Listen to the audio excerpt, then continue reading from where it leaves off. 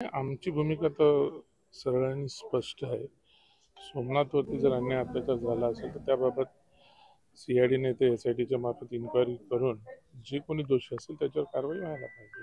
काय पोलीस अधीक्षकांना जिल्हाधिकाऱ्यांना बोलणं झालं का तुमचं सकाळपासून? माझं सकाळचे उमप सरांची माझं बोलणं झालं, त्यांच्याशी मी बोललेलो आहे.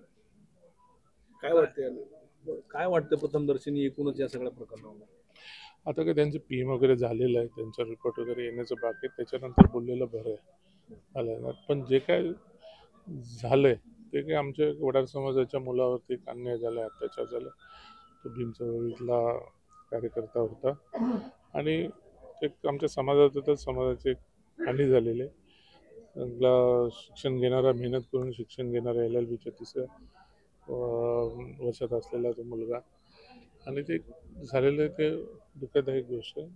त्याच्यासाठी मी म्हणून एक समाजाचा नेता म्हणून या ठिकाणी मी आलेलो आहे. सरकारकडे काय मदतीच्या संदर्भात मागणी करण्यात आली? 100% मागणी करणार, सरकारतर्फे मागणी करणार. मी आता आंबेडकर साहेब आहेत, अनुमती आम्ही मागणी करू आम्ही, आणि आम्ही जो काय त्यांच्या घरातल्या फॅमिलीला त्याचा काय मोबदला भेटायला पाहिजे त्याच्यासाठी आम्ही प्रयत्न सरकारतर्फे करणार, आणि आमची संघटना आहे त्याच्यातर्फे पण आम्ही त्यांना मदत करणार. थँक्यू.